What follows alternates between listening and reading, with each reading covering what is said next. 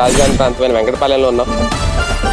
ఇక్కడ భూములు ఇచ్చిన రైతులు ఉన్నారు. ఎన్ని ఎకరాలు ఇచ్చారు వాళ్ళు? ఈ వెంకటపాలెం గ్రామాలకి మిగిలిన గ్రామాలకి వ్యత్యాసం ఉందండి. మేము కృష్ణానది ఒడ్డున ఉంటాం, తప్పక ఇవ్వటమే. మేము కొద్ది రైతులు, మేము భూమి నమ్మి బతుకుదాం అనుకున్నాం కానీ అమ్మి బతుకుదాం అనుకోలే. మా పెద్దలు మాకంటే చాలా కష్టపడి బోరదల్లో చాలా ఇబ్బందులు పడి గడ్డ నిలబెట్టారు. మేము కోట్లు అమ్మినట్టు కోట్లు లెక్కేయాలి. మేము 10 ఎకరాల రైతు కూడా మా ఊళ్ళో ఎకరం రైతును చూసి ఈర్చిపడేవాడు. అంత ఆదాయంగా అంత ప్రశాంతంగా బతికేవాళ్ళం కొద్ది రైతులు కూడా. మేము అన్ని గ్రామాలకి మంచినీళ్ళు ఇస్తున్నాం, అన్ని గ్రామాలకి రోడ్డు సౌకర్యం ఏర్పాటు చేసాం. కానీ మా ఊళ్ళోకి రావడానికి రోడ్డు లేదు. అన్ని ఊర్లకు మేము దావీయటం ఏంటి, మా ఊళ్ళోకి దావని లేకపోవటం ఏంటి? మీ భవిష్యత్తు భారంగా మారిందా, లేదంటే ప్రభుత్వం ఇచ్చింది ఇప్పుడు మీ పోషణకి సరిపోతుంది? ఇప్పుడు ఇంతకు ముందు అంటే మేము రైతులు అని చెప్పుకునే వాళ్ళం అండి. ఇంక మేము ఎకరాలపై గజాల్లోకి వచ్చాం. విలువ పెరగచ్చు, కౌలు అయిపోయేటప్పుడు పరిస్థితి ఏంటి? రేపు మా పిల్లల చదువులేంటి? ఇప్పుడు మాకు వచ్చేది 3 లక్షలు, పిల్లలకి 4 లక్షలు కాలేజీకి కట్టాలంటే ఎలా కట్టాలి? మాకు ప్రభుత్వం నుంచి కూడా సహకారం. ప్రభుత్వాన్ని ఇప్పుడు ఈ పరిస్థితుల్లో మీకున్న ఇబ్బందులు ఏం కోరుకున్నారు? బిల్డర్లు రావట్లే, మేము కట్టలేము. 40-60 కూడా రావట్లే. మేము ఆంధ్రప్రదేశ్ రాష్ట్రం కోసం భూమి ఇచ్చాం. వైజాగ్ ఎంఓఈలు అందరూ పోయి అక్కడ కావాలి, అక్కడ చేయాలని అంటే డెవలప్మెంట్ ఉంది, కాకపోతే రైతుల్లో కొంచెం అసంతృప్తి ఉంది. కొంత నిన్నటిదాకా వ్యవసాయం చేసి ఉండం, కూలి పనికి వెళ్ళాలంటే కొంచెం ఫీలింగ్ ఉంది. ప్రస్తుతం ఇక్కడ మన అమరావతి ప్రాంతం, రాజధాని ప్రాంతమైన వెంకటపాలెంలో ఉన్నాం. కొంతమంది రైతులు ఉన్నారు మనతో. ఇక్కడ భూములు ఇచ్చిన రైతులు ఉన్నారు. ఎన్ని ఎకరాలు ఇచ్చారు వాళ్ళు? వాళ్ళకి ఇచ్చిన రిటర్నబుల్ ఫ్లాట్ల విషయంలో ప్రభుత్వం ఇచ్చిన హామీలు ఎంతవరకు నెరవేర్చింది? ఇవన్నీ వాళ్ళ మాటల్లో తెలుసుకునే ప్రయత్నం చేద్దాం.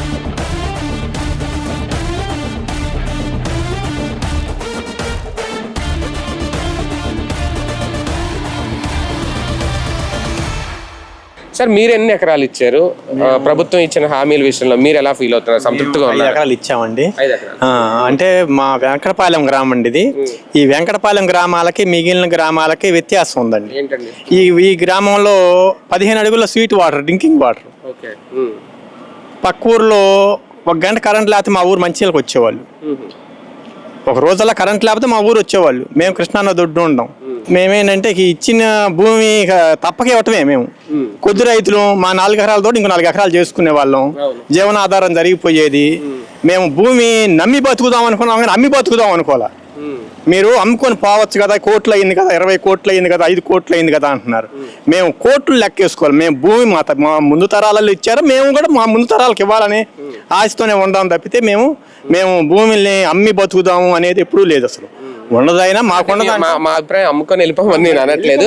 ధర పెరిగింది కదా, మీకు హ్యాపీయా నేను అడిగా. అంతే తప్ప అమ్ముకొని వెళ్ళిపోండి వెళ్ళిపోము మనసు పల్లి. ఇప్పుడు నమ్మే బతకాలి. మేము మా పెద్దలు మాకంటే చాలా కష్టపడి బోరదల్లో చాలా ఇబ్బందులు పడి గడ్డ నిలబెట్టారు.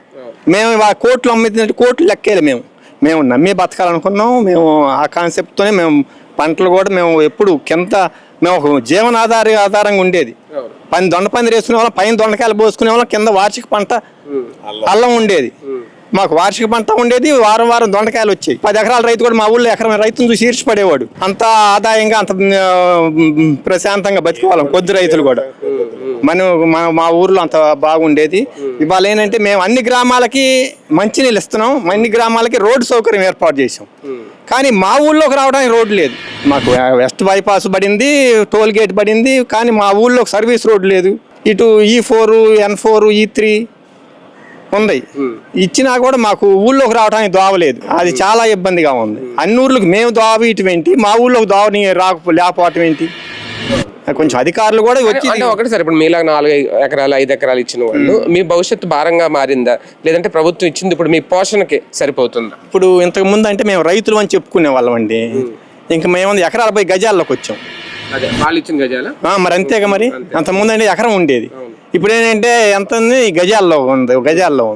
విలువ పెరగచ్చు. విలువ పెరిగినంత మాత్రాన్ని ఇప్పుడు అంతకుముందు ఇబ్బందులు ఉన్న దాని పరిస్థితులను బట్టి దాన్ని కష్టపడే వాళ్ళం, పొలం చేసుకునే వాళ్ళం, మిగులు పొలం చేసుకునే వాళ్ళం, కౌలు పొలం ఎట్టొక కుటుంబ భారాన్ని నొప్పి లేకోకుండా లాక్కెళ్ళేవాళ్ళు.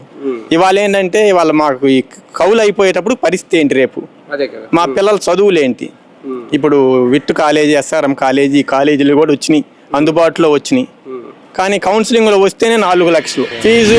మేము మరి ఆదాయం ఇప్పుడు మాకు వచ్చేది 3 లక్షలు, పిల్లలకి 4 లక్షలు కాలేజీకి కట్టాలంటే ఎలా కట్టాలి?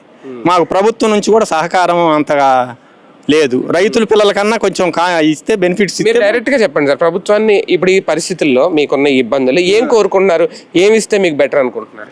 సాధ్యం తొందరగా మాకు ఈ ప్లాట్లు ఇచ్చారు కదండి, ఈ ప్లాట్లో కూడా ఎస్ఎఫ్ఎస్సి పెంచాలండి. సెట్ బ్యాక్లు, ఎస్ఎఫ్టీలు ఇవన్నీ మాకు బిల్డర్ రావట్లే. బయట ఎకరం ప్లాట్లో 80 ప్లాట్లు వచ్చినాయి అనుకోండి ఎకరం స్థలంలో, మాకు ఇక్కడ 45 అంతకంటే రావట్లే. ఇప్పుడు మీరు 4 ఎకరాలు ఇచ్చారా? 5 ఎకరాల 4 ఎకరాలకి మీకు ఎంత భూమి ఇచ్చారు? అంటే కొంత మెట్ట పొలం ఉంది, కొంత జరీబ్ పొలం ఉందండి. రెండు ఉంది. ఇప్పుడు జరీబుకి 1000 గజాలు రెసిడెన్షియల్, 450 కమర్షియల్ ఇస్తారు. మెట్టకైతే 1250 ఇచ్చేవాళ్ళు, 250 కమర్షియల్, 1000 గజాలు రెసిడెన్షియల్ ఇస్తారు. ఎస్ఎఫ్ఐలు మాకు బిల్డర్ రావట్లేదండి, బిల్డర్లు రావట్లే. ఆ బిల్డర్లు రానప్పుడు మాకు చాలా ఇబ్బందిగా ఉంటది, మేము కట్టలేము. బిల్డర్ వస్తే వాడు 40-60 కూడా రావట్లే, మాకు అటువంటిప్పుడు ఏం గిట్టింది మరి. కానీ మీ ప్రాంతం ఈ ఏరియాలో కూడా ప్రభుత్వ రంగం అంతా ఎంఓఎల్ చేసిన వైజాగ్ వెళ్ళిపోతున్నారండి. ఇక్కడ ఎవరు ఉండట్లేదు, మా దగ్గర ఎవరు ఉండట్లేదు. మేము ఎన్నో ఆశలు పడి ఇక్కడ మేము ప్రభుత్వానికి భూమి ఇచ్చాం, మేము ఆంధ్రప్రదేశ్ రాష్ట్రం కోసం భూమి ఇచ్చాం. వైజాగ్ ఎంఓఈలు అందరూ పోయి అక్కడ కావాలి, అక్కడ చేయాలని అంటే మా వైజాగ్ ఆల్రెడీ డెవలప్డ్ సిటీ కాబట్టి ఎంఓఎల్ ఇక్కడ కుదుర్చుకుని అక్కడికి వెళ్ళి వ్యాపారాలు పెట్టుకున్నాం. కానీ ఇక్కడ సంస్థలకు రావాలండి, ఇక్కడ సంస్థలు రావాలి. ఇప్పుడు కేంద్ర ప్రభుత్వ సంస్థలు కూడా ఇక్కడికి వచ్చి అందరూ కట్టుబడి చేసుకుంటే కొంచెం డెవలప్ ఉంటుంది తొందరగా. కేంద్ర ప్రభుత్వం కూడా తొందరగా ఇక్కడికి రావట్లే. ముందు వాళ్ళు వచ్చి వాళ్ళకి ఎలా అయినాయి అన్న వాళ్ళు వచ్చి కట్టుకుంటే బాగుంటది. కొన్ని సంస్థలు ఇప్పుడు బాలకృష్ణ గారు క్యాన్సర్ హాస్పిటల్ 2 సార్లు శంకుస్థాపన చేశారు. ఆయన కూడా మొదలుపెట్టి పని చెయ్యాలి, పని చేస్తే కానీ చేసి జరిగేది. ఇటువంటివి జరగాలి, జరుగుతుంటే కొంచెం డెవలప్మెంట్ అయ్యిద్ది, నలుగురు వస్తూ ఉంటారు, ఏదో ఒకటి ప్రజలకి ఇన్కమ్ వస్తూ ఉంటది. ఎవరి కాళ్ళు అట్లా తొందరపడి చేస్తే కొన్ని భవనాలైనా కంప్లీట్ అయినాయి. ఇప్పుడు ఐకానిక్ టవర్స్ కూడా దాదాపు పెరుగుతున్నాయి, అంటే డెవలప్మెంట్ కనిపిస్తుంది అప్పటికి ఈ 2 ఏళ్ళకి. ఆ విషయంలో హ్యాపీ ఉంది, డెవలప్మెంట్ ఉంది. కాకపోతే రైతుల్లో కొంచెం అసంతృప్తి ఉంది కొంత. రేపు పరిస్థితి ఏంటా, ఈ 3 సంవత్సరాలు అయిపోతే రేపు పరిస్థితి ఎట్లా జరిగిద్ది ఏంటి? అప్పటికప్పుడు ఆదాయమే దబాలను తెల్లారిపాటికి రాదు కదండి. దానికోసం ఇప్పుడు మేము ఇంకో పనికి చేయలేము. అప్పుడు నిన్నటిదాకా వ్యవసాయం చేసి ఉండం, అలా అని కూలి పనికి వెళ్ళాలంటే కొంచెం ఫీలింగ్ ఉంది.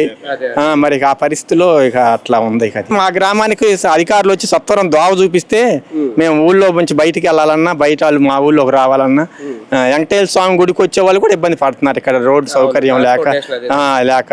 ప్రధానంగా వెంకటపాలెంలో ఈ సమస్య అయితే కనిపిస్తుంది. రోడ్లు వేయాలి ప్రస్తుతం, అంతేకాదు వీళ్ళ భూములు డెవలప్ అవ్వాలన్నా, రేపు పొద్దున్న ధరలు రావాలన్నా, ముందు వీళ్ళు ఎస్ఎఫ్ఐ పెంచాలి అని, లేదంటే అక్కడ ప్రైవేట్ భూములు బిల్డర్లు రావాలన్నా సరే, ఇది ఖచ్చితంగా ప్రభుత్వం దృష్టికి తీసుకెళ్లాలి అనేది అయితే వీళ్ళు కోరుతున్నారు. దీని మీద ప్రభుత్వం ఏ స్థాయిలో దృష్టి పెడుతుంది అనేది చూద్దాం.